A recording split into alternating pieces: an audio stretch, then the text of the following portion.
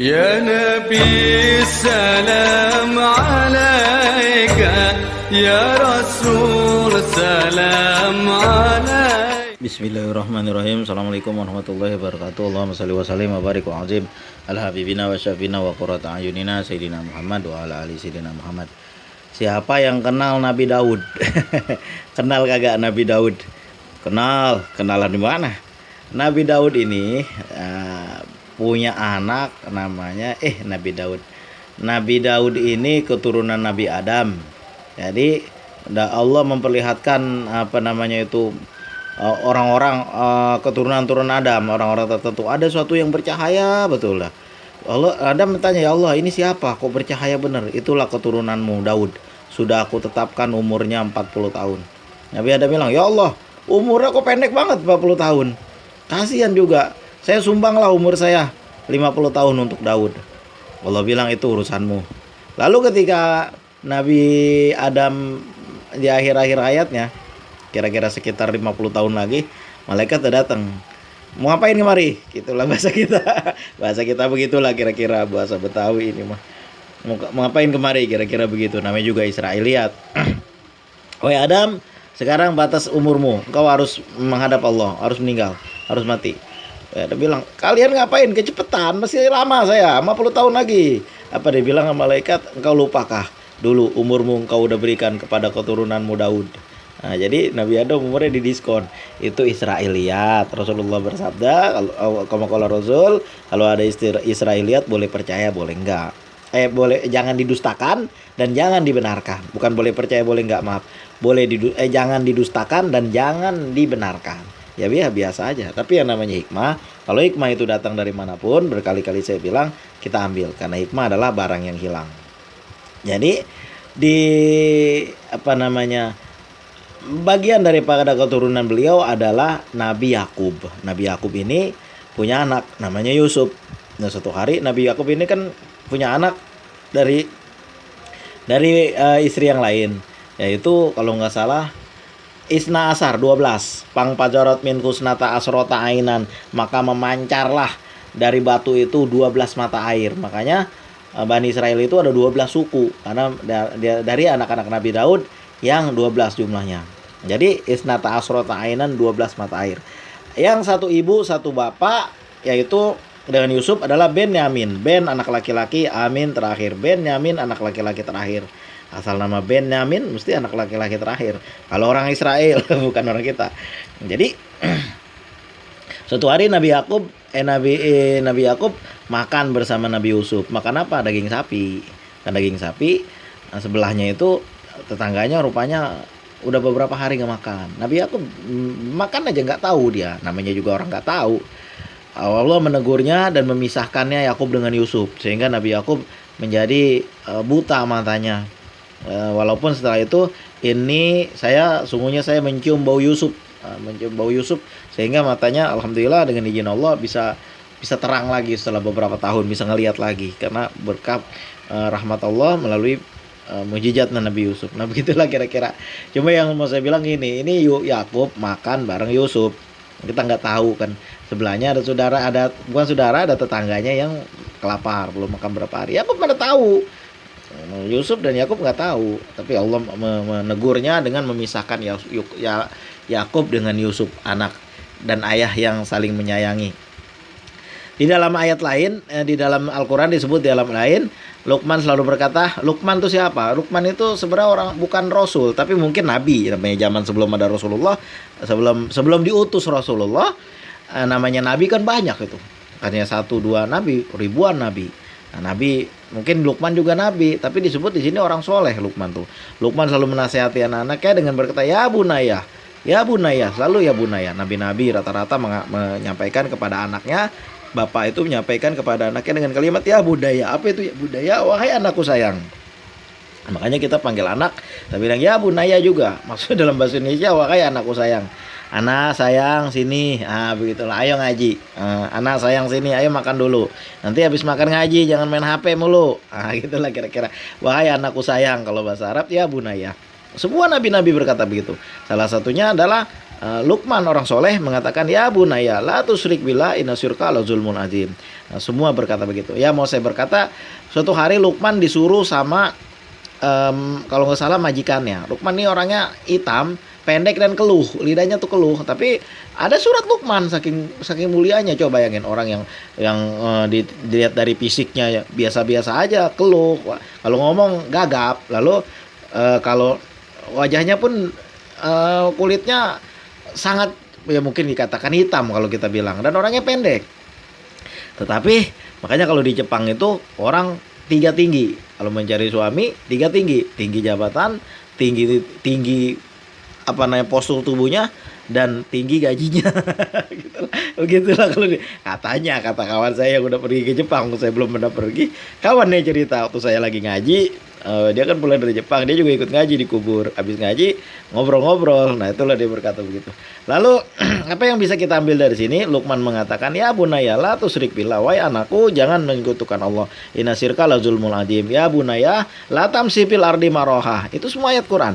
Wahai anakku jangan jalan di muka bumi ini dengan kesombongan. Betul-betul Luqman itu mengajarkan kepada anaknya dengan hikmah.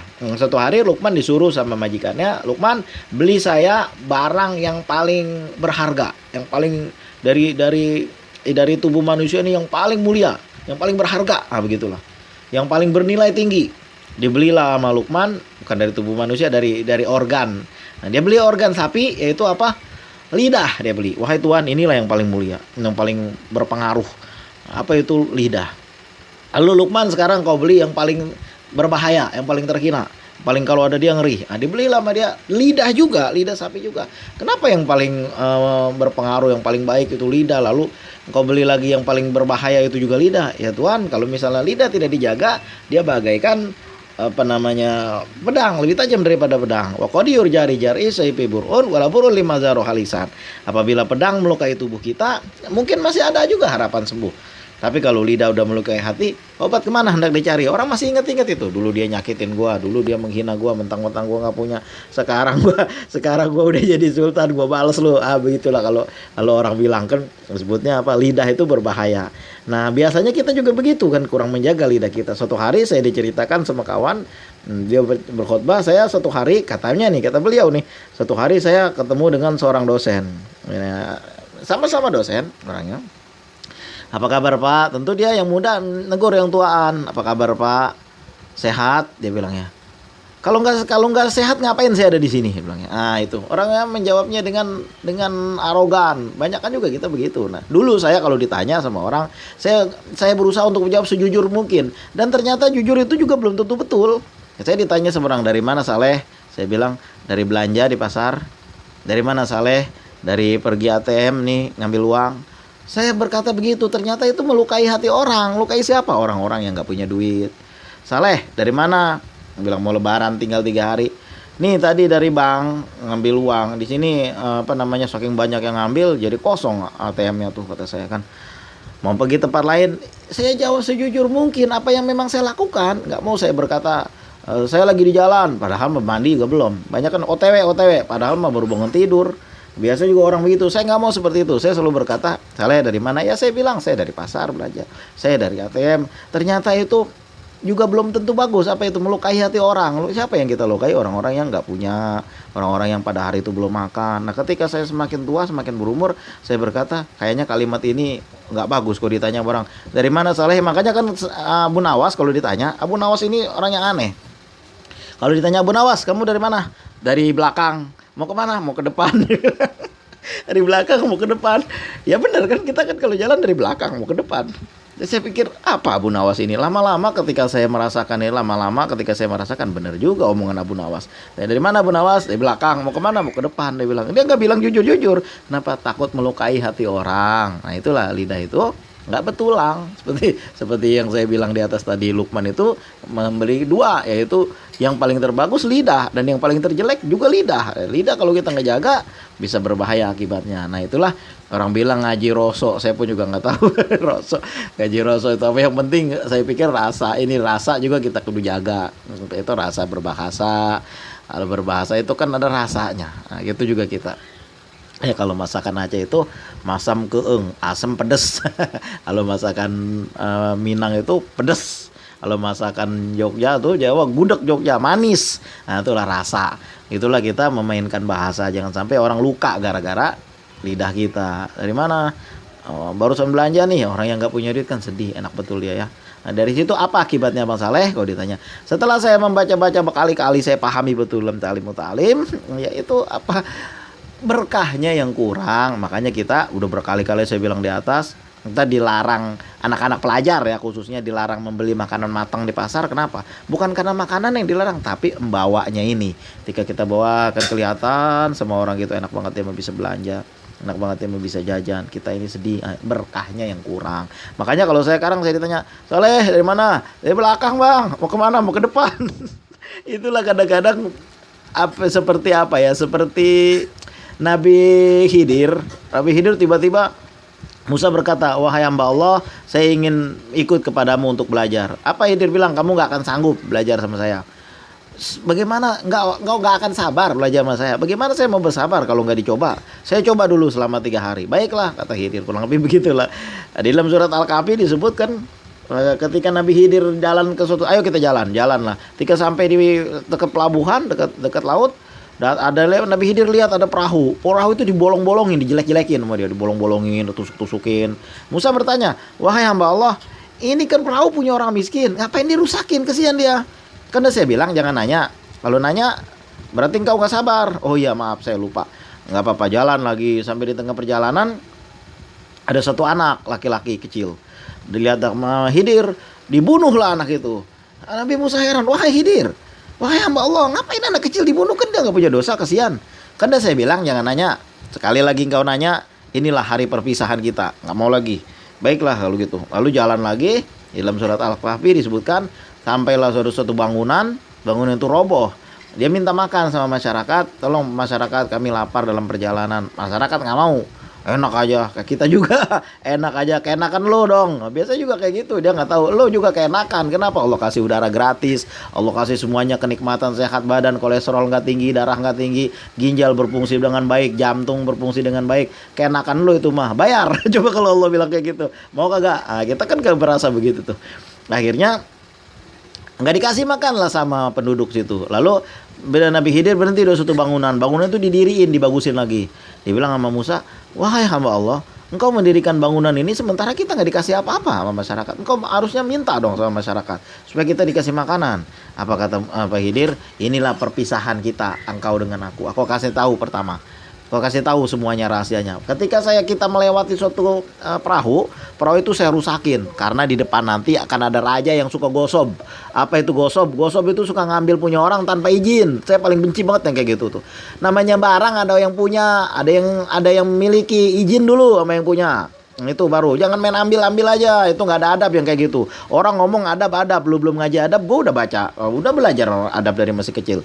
Cuma orang nggak pakai itu, ambil aja ala barang bersama, itu yang jadi akhirnya apa, barang kantor pindah ke rekening pribadi kan gitu. Lalu dana bantuan rakyat masuk ke rekening pribadi gara-gara apa, yang kecil nggak diperhatiin. Aisyah radhiyallahu anha berkata dalam satu kalimatnya, apabila kita tidak memperhatikan yang kecil-kecil, maka bagaimana yang besar kita perhatiin. Biasanya juga begitu kan, main ambil aja punya orang, terutama sendal, kagak boleh yang kayak begitu.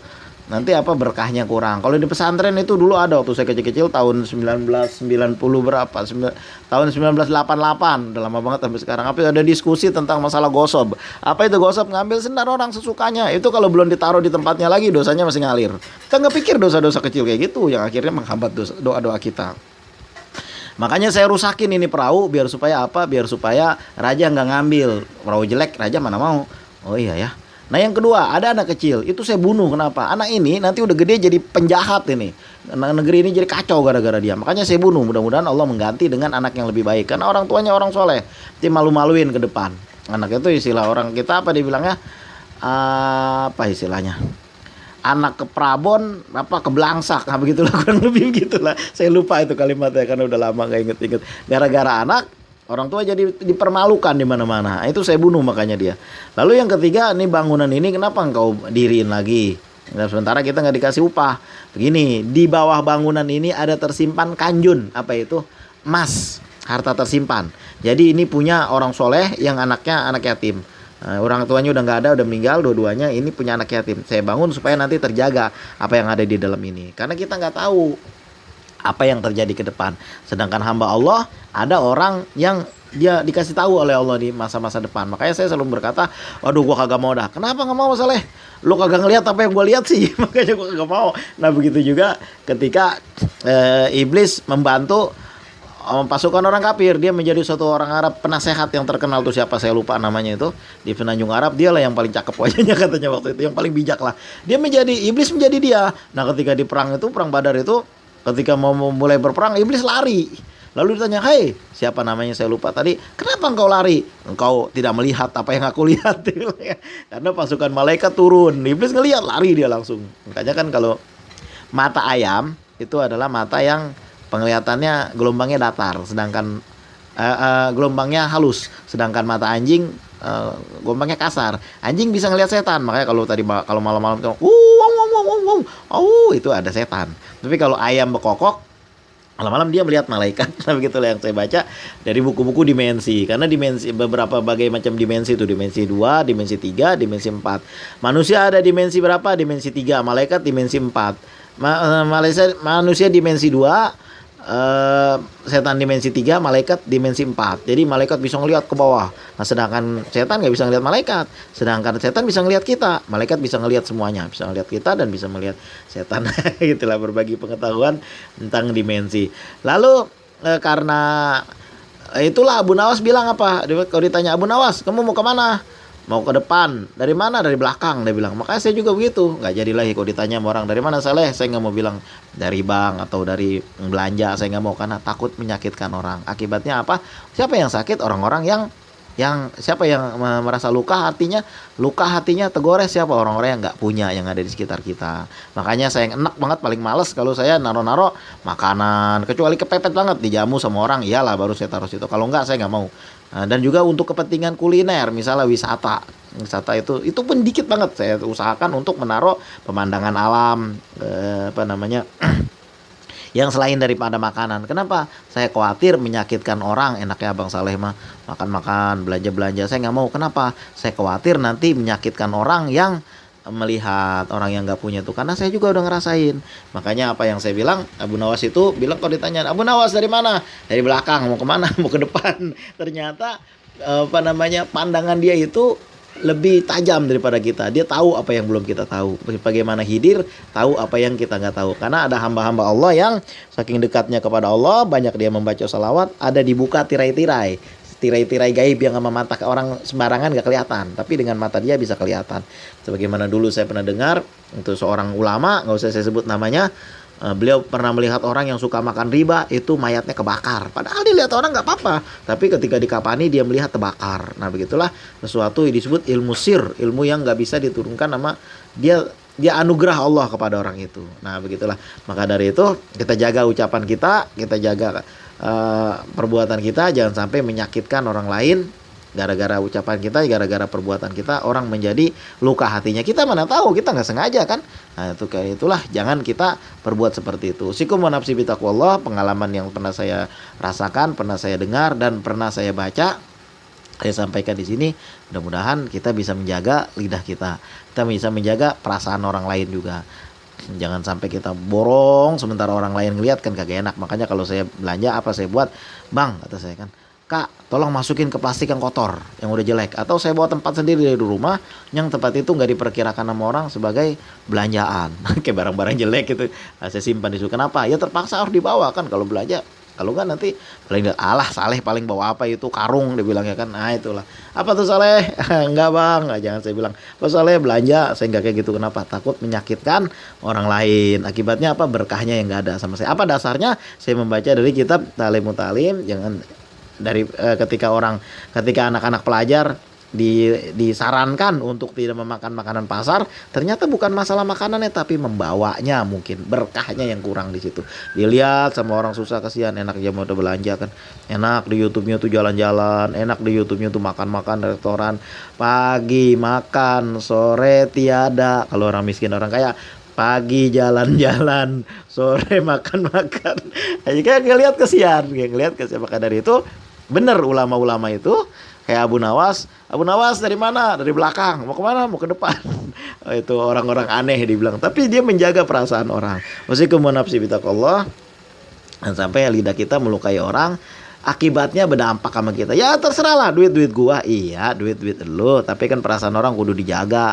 Kenapa emangnya? Nanti akibatnya apa Bang Saleh? Berkahnya yang kagak ada sama kita. Nah itulah kita baca kitab Talim Mutalim. Kita pelajari lagi. Walaupun kitabnya tipis, kecil, dipelajari oleh anak-anak santri yang baru. Bukannya kitab Sawi, tafsir Sawi, bukan kitab Mahali yang fikih, kan itu. Tapi itu kitab besar juga kita baca. Cuma yang kecil-kecil ini tentu yang pertama kali diajarkan sama kita Pak adab, berwudu, menjaga perbuatan kita. Nah, itu yang paling betul. Buat orang-orang pelajar pada waktu itu, bukannya kalimat ini paling betul, bukan seperti itu. Yang betul untuk mereka-mereka yang menjaga perasaan orang. Itulah, jangan sampai perasaan orang luka gara-gara perbuatan kita. Begitulah kira-kira. Mudah-mudahan ada hikmahnya, mudah-mudahan ada berkahnya. Udah 20 menit. Assalamualaikum warahmatullahi wabarakatuh. Mudah-mudahan kalimat yang ringkas ini bisa menjadi bahan renungan buat kita. Bukannya melarang orang naro makanan, jalan-jalan, bukan melarang. Bukan sama sekali nggak melarang. Cuma kalau saya ditanya, Saleh dari mana? Dari belakang, mau kemana? Mau ke depan? Nah itu jawabannya tadi. Kenapa jawabannya gitu Saleh? Nah itu tadi udah saya bilang di atas. Ngikutin Abu Nawas. Bagaimana? Jangan sampai kita kayak Nabi Yakub dipisahin sama Yusuf. Jangan sampai kita tidak bisa barang yang bagus dan yang jelek. Itu cuma satu, yaitu lidah. Yang bagus dia, yang jelek juga dia. Itulah yang saya sampaikan. Mudah-mudahan ada hikmahnya, ada berkahnya. Usikum nafsi bitaqullah. Terima kasih atas segala perhatian. Mohon maaf atas segala kekurangan. Assalamualaikum warahmatullahi wabarakatuh.